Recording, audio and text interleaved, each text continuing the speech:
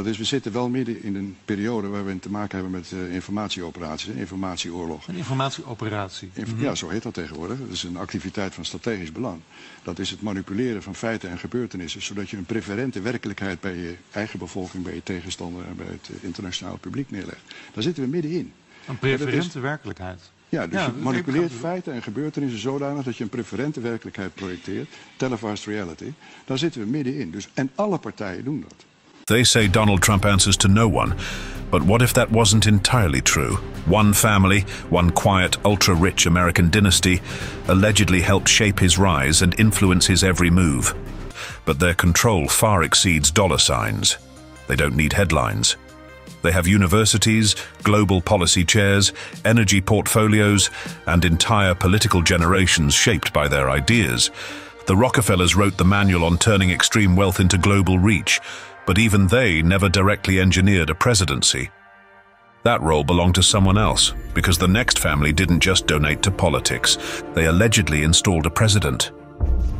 1. The Mercer family. While some families inherited their power over generations, the Mercers built theirs like a weapon, fast, sharp, and dangerously effective. Unlike the Rockefellers or the Waltons, they didn't grow their wealth through consumer empires or real estate portfolios, and they didn't use that wealth to fund hospitals, libraries, or universities. Instead, the Mercer family chose something far more explosive. They set out to engineer the American political landscape in their image. At the center of this quiet dynasty is Robert Mercer, a former computer scientist and hedge fund executive who co-led Renaissance Technologies, a firm so secretive and successful that it's considered the gold standard of quantitative investing. Mercer wasn't just rich, he was algorithmically rich, having helped pioneer predictive trading models that routinely delivered double-digit returns year after year. His understanding of data wasn't emotional, it was forensic, cold, absolute. That same mindset soon spilled into politics. In the early 2010s, Robert and his daughter Rebecca Mercer began moving money into causes most billionaires wouldn't touch: anti-establishment movements, right-wing media, and psychological profiling. Their rise coincided with a growing wave of populist sentiment in America, but the Mercers didn't just ride the wave, they built the surfboard.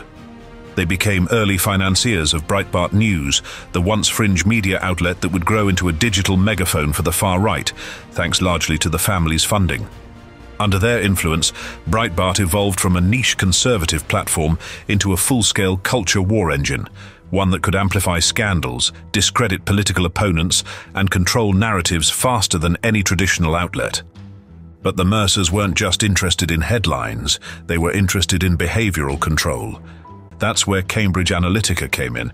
The family poured at least $15 million into the company, which pitched itself as a revolutionary political data firm. Its real innovation: weaponizing psychological data.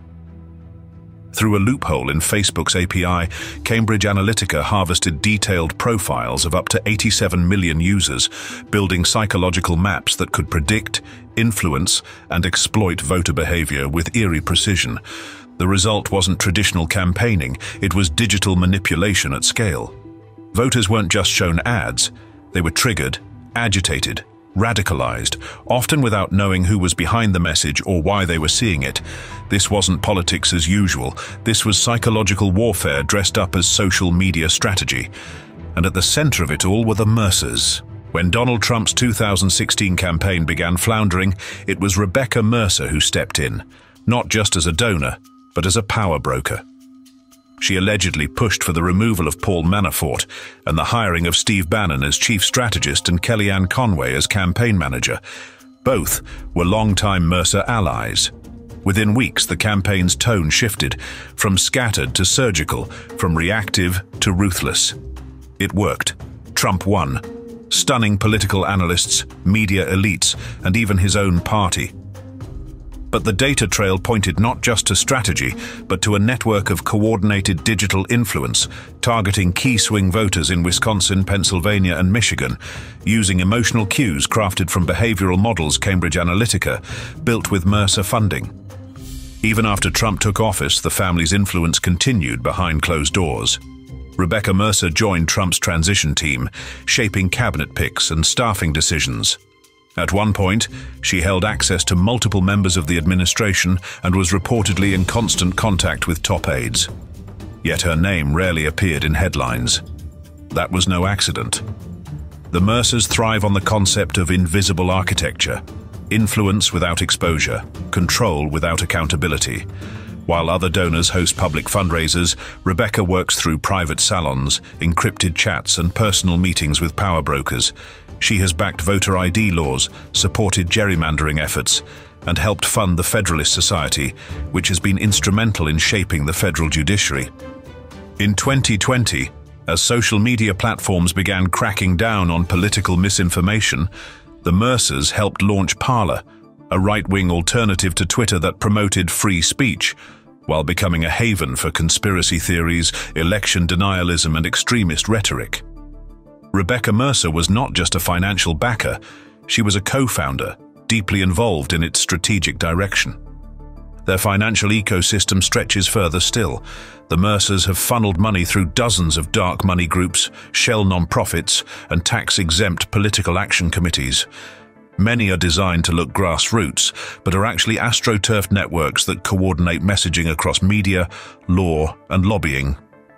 And while the Trump era may seem like their high point, it may only be a chapter. Sources close to conservative donor circles suggest the Mercers are recalibrating, reinvesting in AI-driven campaign tools, anonymous political forums, and crypto-based donor ecosystems that could bypass traditional finance rules altogether. For all their influence, the Mercers rarely speak in public. Robert is almost entirely reclusive. Rebecca has never held elected office, never published a memoir, and almost never gives interviews. But she doesn't need to. She's on the boards that matter, in the rooms that decide things, and her fingerprints are on a generation of political messaging designed not just to persuade, but to fracture, inflame, and hardwire loyalty.